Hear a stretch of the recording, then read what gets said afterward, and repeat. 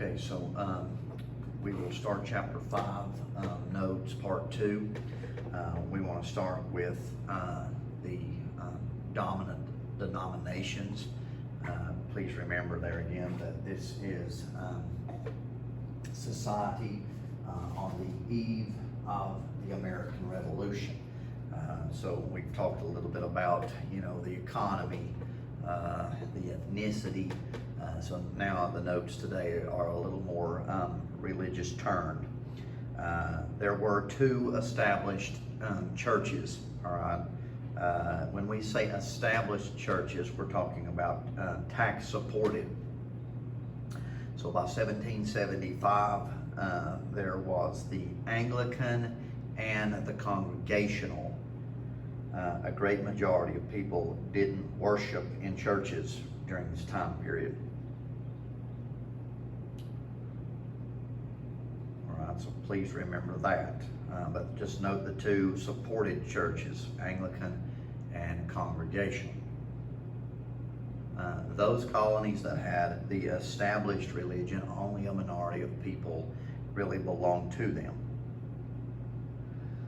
So you do need to know that as far as the 2 established churches. All right, this is just a little bit of specifics as far as, regionally speaking, as far as where those churches were associated. Now, the Church of England, or Anglican Church, was official in Georgia, both Carolinas, Virginia, Maryland, and part of New York. Anglican sermons were often shorter. Descriptions of hell would be less frightening, and amusements were less scorned. For Anglicans, not having a resident bishop proved to be a problem for unordained young ministers. So William and Mary founded the college in 1693 that you see here to train young ministers, the whole purpose behind that. So that's a little brief description as far as the Anglican church, if you will. Now, the Congregational church had grown from the Puritan church. This is, of course, more northeastern. And it was established in all the New England colonies, of course, except for Rhode Island. There was worry by the late 1600s that people weren't devout enough. And of course, we would know that no established churches in Rhode Island, New Jersey, Delaware, and Pennsylvania, because they were much more along the lines of religious tolerance. So there again, that is sort of your framework as far as churches is concerned during the colonial period here. There again, the Congregational churches, political talks were common in services. There again, this over the course of time would result in a hotbed of rebellion, especially when it comes to more oppression that the British will manifest as time goes on, aligned more with Presbyterian style of governing, the use of elders. All right, there again, sort of repetitive here. Anglican churches was handicapped by not having a bishop in the New World. Ministers had to travel to England to be ordained. Plan to ordain an American bishop was stopped by protesting colonists.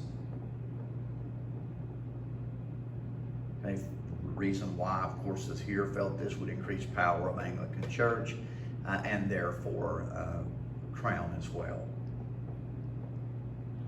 Okay, so this leads us to the most important part here as far as the notes for today, and that is the First Great Awakening. You need to note that as time progresses in the 1700s, there's going to be less fervor as far as religion than ever before. So due to the less religious fervor and worry that so many people would not be saved, the stage was set for a revival. Which occurred and became known, of course, as the First Great Awakening. Now, who is going to lead off this First Great Awakening? We want to talk about the causes, of course, first. All right, people was less fervent. Puritan churches were struggling. Why is this? Because of dead dog ministers, boring sermons, all right? Oftentimes, preachers would just simply read their exposition or their sermon, and there wasn't really an element of enthusiasm involved as far as services and so forth. So ministers worried that the people had grown soft.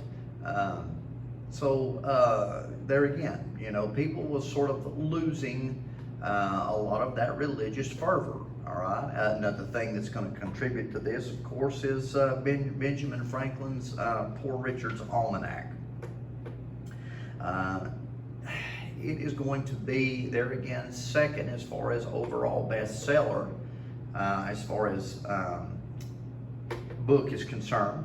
It's second to the Bible, but to give you more understanding of Benjamin Franklin's Poor Richard's Almanac, it was very influential, containing many common sayings and phrases, and was more widely read in America and Europe than anything, but of course the Bible itself.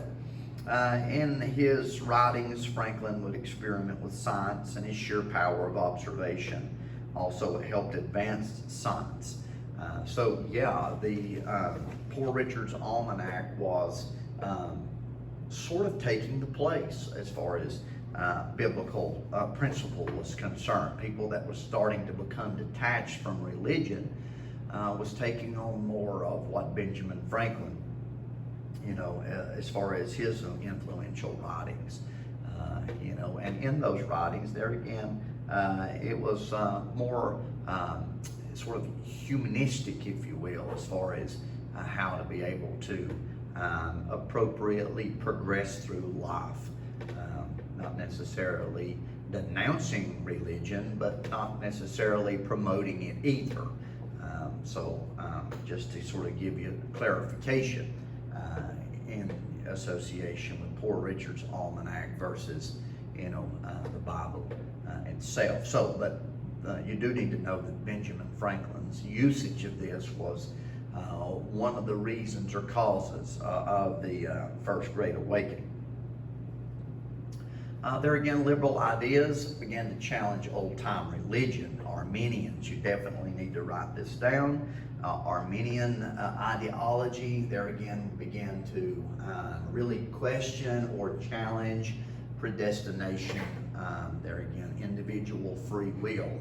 Their belief was that God gave everybody a free will, and it wasn't just who is in and who is out, but everybody can get in if they will, see themselves as a sinner and become saved. That's the way Arminians would look at it.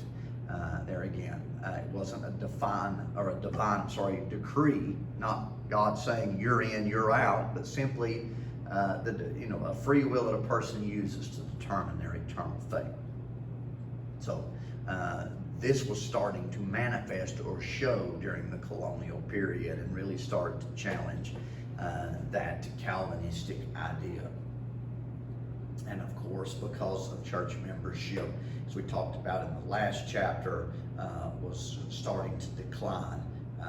Some churches open up membership to anyone in an attempt to be able to better populate their congregation. Okay, so those are your notable causes of the First Great Awakening, and make sure that you write those down. They're again very important. There again, the First Great Awakening also is going to be brought on because of the Enlightenment itself during this Renaissance period of the 1415s, 1600s. They're going to do a lot to influence. There again, the Enlightenment thinker was a time period where reason and science was used to explain the world. So we are where we are not because of necessarily the idea of divinity or of God, but there again we would take reason and science to explain the world, not necessarily a faith or belief in something. Individuals like Jean-Jacques Rousseau, John Locke, Voltaire. There again, all these political philosophers would question institutions like politics and education.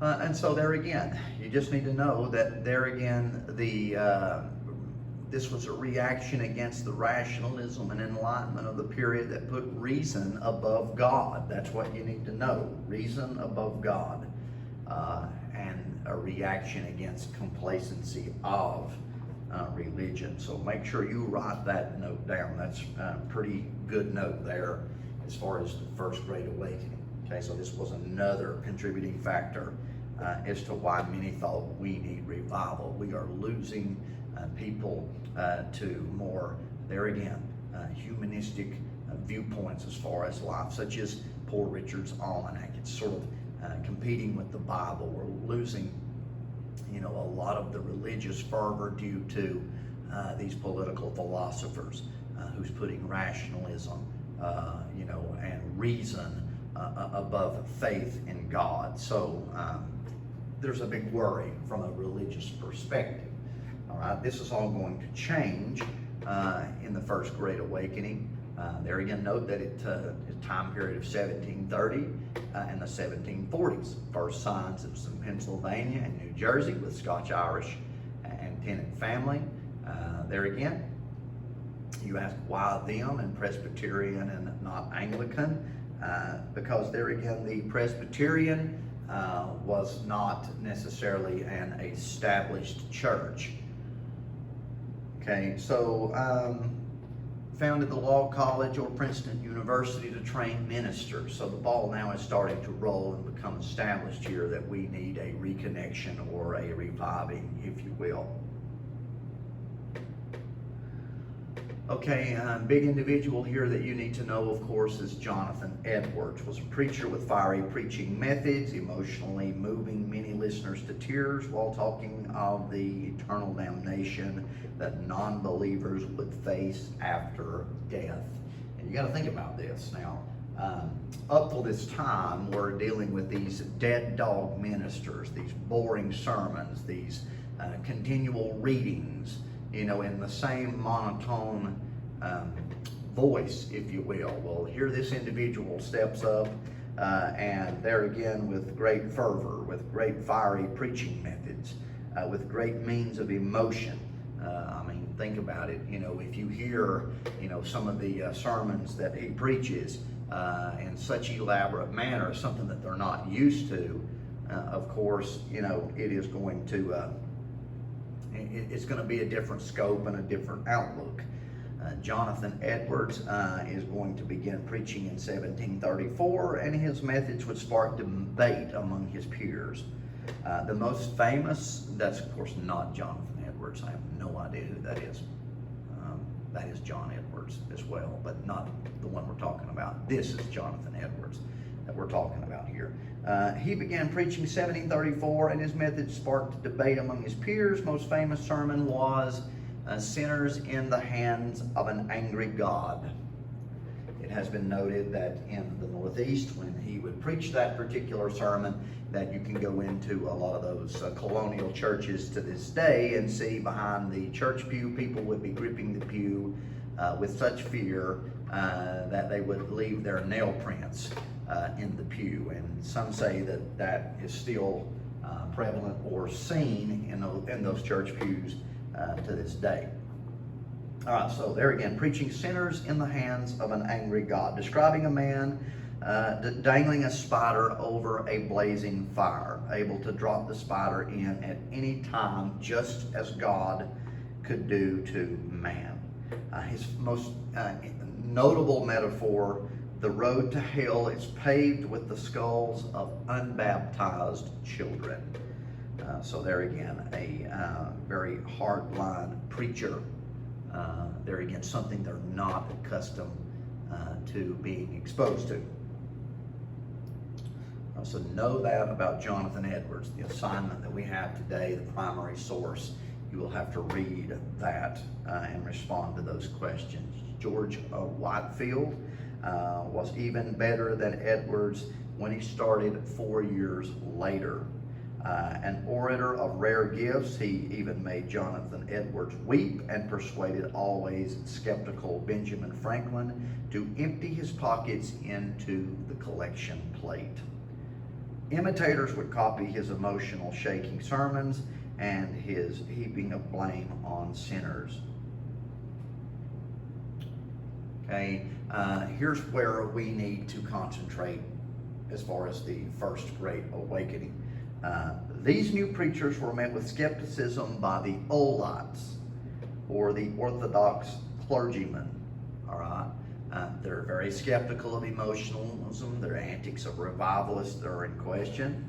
But you do need to know that the Great Awakening led to the founding of New Light. Okay, centers like Princeton, Brown, Rutgers, and Dartmouth would be established as a result of this First Great Awakening. Okay, so you need to remember that Old Light versus New Light in the First Great. You're going to see questions on the test in May about the First Great Awakening. That's a given.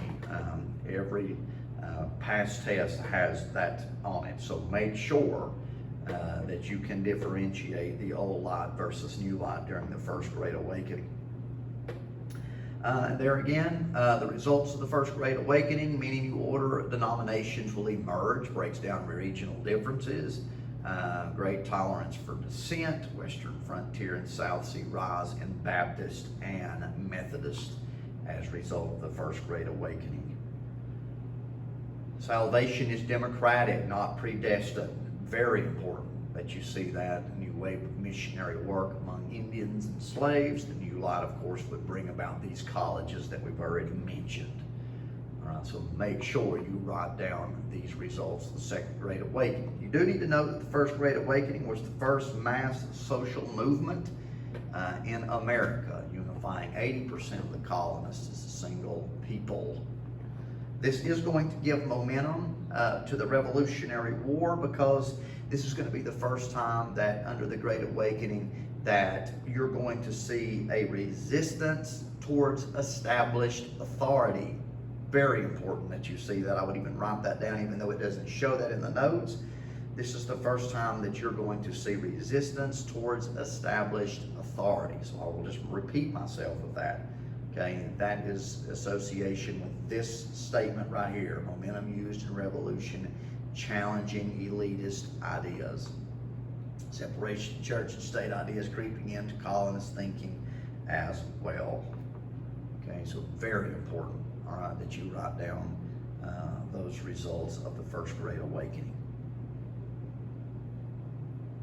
All right, we're going to go ahead and talk about the schools and colleges, and then we will stop here and conclude with the notes tomorrow. Education was most important in New England, where it was used to train young future clergymen. That's a given, okay? We've already talked a lot about that.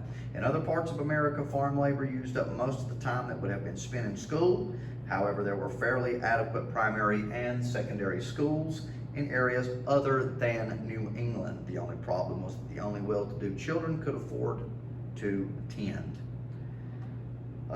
In a gloomy and grim atmosphere, colonial schools put most of the emphasis on religion and on the classical languages, as well as doctrine and orthodoxy. Discipline was quite severe, such as a child being cut by a limb from a birch tree. Also, at least in New England, college education was regarded most important than the ABCs. Eventually, some change was made with emphasis of curriculum change from dead language to live ones. And Ben Franklin helped by launching the school that would become the University of Pennsylvania. Okay, so that is very important notes that you need to have for chapter number 5, especially that Great Awakening. All right, we'll stop right here and we will conclude with chapter 5 notes tomorrow with the last 3 slides.